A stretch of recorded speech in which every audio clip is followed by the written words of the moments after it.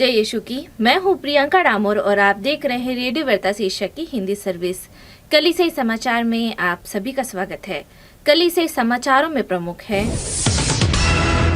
Pope Francis ने संत मोनिका के पर्व दिवस पर उन्हें श्रद्धांजलि अर्पित की। जेसुइट पुरोहित ने बांग्लादेश में रोहिंग्या संकट गहराने पर वैश्विक कार्यवाही का आग्रह किया। मलेशिया में बधिर समुदाय की सेवा करने के लिए 20 प्रतिभागियों ने सांकेतिक भाषा पाठ्यक्रम पूरा किया। वर्कर्स इंडिया फेडरेशन के प्रतिनिधिमंडल ने नई दिल्ली में प्रेरित न्यूनशो से मुलाकात की।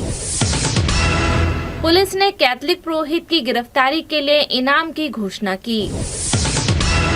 संत मदर टेरेसा को उनके 114वें जन्मदिन पर नमन किया गया। कला अकादमी गोवा ने संगीत की उत्कृष्टता और पुरस्कार वितरण के साथ संस्थापक दिवस मनाया। त्रिपुरा में बाढ़ पीड़ितों की सहायता के लिए चर्च आगे आया। मद्रास उच्च न्यायालय ने चर्च द्वारा संचालित विद्यालय को निष्पक्ष नियुक्तियां सुनिश्चित करने को कहा। अब जानते समाचार विस्तार से। पोप फ्रांसिस ने संत मोनिका के पर्व दिवस पर उन्हें श्रद्धांजलि अर्पित की। पोप फ्रांसिस ने संत मोनिका के पर्व दिवस पर वाटिकन से कुछ समय के लिए रोम में संत अगस्टिन गिरजाघर का दौरा किया, जहां हिप्पो के धर्माध्यक्ष की मां संत मोनिका के अवशेष रखे गए हैं। पोप फ्रांसिस ने संत मोनिका को श्रद्धांजलि अर्पित की और मौन प्रार्थना में कुछ समय बिताया।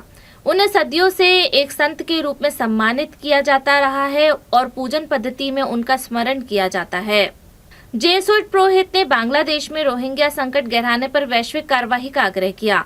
बांग्लादेश में जेसुइट पुरोहित और जेसुइट शरणार्थी सेवा कार्यक्रम के प्रमुख फादर जेरी गोम्स ने रोहिंग्या शरणार्थी संकट के गहराने पर तत्काल वैश्विक हस्तक्षेप का आह्वान किया है। हिंसा से बचने के लिए 7 लाख से ज्यादा रोहिंग्या म्यांमार से बांग्लादेश भाग गए थे, लेकिन 7 साल बाद भी तनाव बढ़ रहा है और भीड़-भाड़ वाले शिविरों में सहायता कम होती जा रही है, जिससे उनका अस्तित्व खतरे में है। एक रिपोर्ट में फादर गोम्स ने चेतावनी दी कि बांग्लादेश अकेले बोझ नहीं उठा सकता। उन्होंने अंतर्राष्ट्रीय समुदाय से कार्रवाई करने का आग्रह किया। कॉक्स बाजार में 7 साल तक काम करने वाले फादर गोम्स ने कहा, शिविरों में हिंसा जारी है, चोरी, तोड़फोड़, हत्या और अपहरण की घटना हो रही है। मलेशिया में बधिर समुदाय की सेवा करने के लिए 20 प्रतिभागियों ने सांकेतिक भाषा पाठ्यक्रम पूरा किया। इस अगस्त की शुरुआत में मलेशिया के कुआलालंपुर के आर्चडायसिस में church of the divine mercy के parish integral human development ministry ने 10 सप्ताह के बुनियादी सांकेतिक भाषा पाठ्यक्रम के पूरा होने का जश्न मनाया। Catholic ministry for the deaf द्वारा समर्थित इस पाठ्यक्रम में विभिन्न पैरिश मंत्रालय के 20 प्रतिभागियों ने भाग लिया। इस पहल का उद्देश्य बधिर समुदाय के साथ संचार को बढ़ाना, पैरिश के भीतर समावेशित और करुणा को बढ़ावा देना था। वर्कर्स इंडिया फेडरेशन के प्रतिनिधिमंडल ने नई दिल्ली में प्रेरित न्यूनशो से मुलाकात की। वर्कर्स इंडिया फेडरेशन के एक प्रतिनिधिमंडल ने 24 अगस्त को नई दिल्ली में वेटिकन दूतावास में भारत के प्रेरित न्यूनशो आर्च बिशप लियोपोल्डो गिरेली से मुलाकात की। यह मुलाकात वर्कर्स इंडिया फेडरेशन के लिए एक महत्वपूर्ण मील का पत्थर साबित हुई, जो Catholic bishop conference of India के श्रम कार्यालय के आधिकारिक संगठन के रूप में कार्य करता है। 2010 में स्थापित WIF एक पंजीकृत निकाय है जो देश भर में काम करता है, विशेष रूप से भारत के असंगठित श्रम क्षेत्र में श्रमिकों के अधिकारों और कल्याण की वकालत करता है।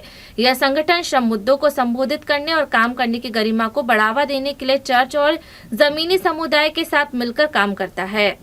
पुलिस ने कैथोलिक पुरोहित की गिरफ्तारी के लिए इनाम की घोषणा की। एक चर्च अधिकारी ने मध्य प्रदेश में पुलिस द्वारा 2 कैथोलिक पुरोहित को गिरफ्तार करने में मदद करने वालों को नगद इनाम देने की घोषणा की निंदा की है, जो स्कूल के अत्यधिक फीस वसूलने के मामले में नामजद होने के बावजूद पुलिस से बच निकले थे। जबलपुर डायसिस के पुरोहित जनरल फादर डेविस जॉर्ज ने कहा, नगद इनाम की घोषणा करके हमें आतंकित करने का यह एक और प्रयास प्रतीत होता है। मध्य प्रदेश राज्य पुलिस ने 23 अगस्त को 2 कैथोलिक स्कूलों में अत्यधिक ट्यूशन फीस वसूलने में कथित भूमिका के लिए फादर CB जोसेफ और वॉल्टर जॉन पर 5,000 रुपए का नगद इनाम देने की घोषणा की।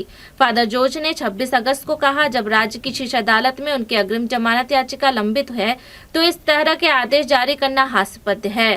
संत मदर टेरेसा को उनके 114वें जन्मदिन पर नमन किया गया। कलकत्ता के आर्च बिशप ने कहा कि संत मदर टेरेसा का जीवन आज भी प्रासंगिक है, क्योंकि कैथलिक 26 अगस्त को अल्बानिया में जन्मी धर्म बहन का 114वां जन्मदिन मना रहे हैं। कोलकाता के आर्च बिशप थॉमस डिसूजा ने कहा, मदर टेरेसा ईश्वर के प्रेम की प्रतिमूर्ति थी, जैसा कि प्रभु यीशु ने अपने जीवन के माध्यम से प्रेम और आनंद के साथ दिखाया था। यह पश्चिम बंगाल राज्य की राजधानी है, जहां मदर टेरेसा ने 1950 में मिशनरी ऑफ चैरिटी मंडली की स्थापना की थी। इस उत्सव के हिस्से के रूप में कोलकाता में मदर हाउस में धन्यवाद ज्ञापन किया गया और प्रतिभागियों ने उनकी समाधि पर पुष्पांजलि अर्पित की। त्रिपुरा में बाढ़ पीड़ितों की सहायता के लिए चर्च आगे आया। त्रिपुरा राज्य में एकमात्र कैथलिक धर्म प्रांत सरकार के साथ मिलकर राहत और बचाव कार्य में शामिल हो गया है, क्योंकि पूर्वोत्तर राज्य में उफनती नदियां, भूस्खलन और अभूतपूर्व बाढ़ ने हाल के दिनों में 31 लोगों की जान ले ली है। त्रिपुरा की राजधानी अगरतला धर्म प्रांत में सामाजिक संचार सचिव फादर इवान डी सिल्वा ने 27 अगस्त को बताया, राज्य में स्थिति खराब है। सरकार और चर्च के स्वयंसेवक भूस्खलन और बाढ़ के पानी के कारण प्रभावित क्षेत्रों तक पहुंचने के लिए संघर्ष कर रहे हैं। हिमालयी राज्य में 20 अगस्त को एक ही दिन में रिकॉर्ड तोड़ 288.8 मिमी बारिश हुई। 19 अगस्त से राज्य में मूसलाधार बारिश हो रही है। दक्षिण त्रिपुरा, खोवाई त्रिपुरा, पश्चिम त्रिपुरा और गोमती जिलों में सामान्य जीवन ठप हो गया है। कला अकादमी गोवा ने संगीत की उत्कृष्टता और पुरस्कार वितरण के साथ संस्थापक दिवस मनाया। कला अकादमी गोवा के पश्चिमी संगीत विभाग ने अपना संस्थापक दिवस मनाया और 24 अगस्त को पंजिम की दीनानाथ मंगेशकर कला मंदिर में अपना वार्षिक पुरस्कार वितरण समारोह आयोजित किया। इस कार्यक्रम में विभाग की दूरदर्शिता संस्थापक निदेशक उस्ताद एंटोनियो फोर्टुनाटो को श्रद्धांजलि दी गई। कला अकादमी गोवा के सदस्य सचिव श्री अरविंद खुटकर ने मुख्य अतिथि के रूप में इस अवसर पर अपनी उपस्थिति दर्ज कराई। अपने संबोधन में श्री खुटकर ने फादर रोमियो मोंटेरो के नेतृत्व की प्रशंसा की और कला अकादमी में संगीत शिक्षा की गुणवत्ता को बढ़ाने और सिम्फनी ऑर्केस्ट्रा को पुनर्जीवित करने में उनकी महत्वपूर्ण भूमिका का उल्लेख किया। मद्रास न्यायालय ने चर्च द्वारा संचालित विद्यालय को निष्पक्ष नियुक्तियां सुनिश्चित करने को कहा। एक शीर्ष न्यायालय ने तमिलनाडु के प्रोटेस्टेंट धर्म प्रांत से कहा है कि वे शिक्षकों की नियुक्ति उनकी जाति, धर्म और संप्रदाय की पृष्ठभूमि के बावजूद करे, क्योंकि उनका वेतन राज्य के खजाने से दिया जाता है। मद्रास उच्च न्यायालय की मदुरै पीठ ने चर्च ऑफ साउथ इंडिया के तिरुनेलवेली धर्म प्रांत द्वारा तैयार की गई भावी शिक्षकों की सूची को असंवैधानिक घोषित कर दिया, जिन्हें धर्म प्रांत द्वारा प्रबंधित विद्यालयों में नियुक्ति के लिए नियुक्त किया गया था। न्यायालय ने कहा कि सूची धर्मनिरपेक्षता के सिद्धांत का उल्लंघन करती है। न्यायमूर्ति जी.आर. स्वामीनाथन ने 8 अगस्त को अपने आदेश में कहा, जब वेतन राज्य के खजाने से दिया जाता है तो धर्मनिरपेक्षता के प्राथमिक सिद्धांतों की मांग है कि नियुक्ति प्रक्रिया सभी योग्य उम्मीदवारों के लिए खुली हो। इसी के साथ कल से समाचार समाप्त हुए। अगली बार फिर मुलाकात होगी नई खबरों के साथ। नमस्कार।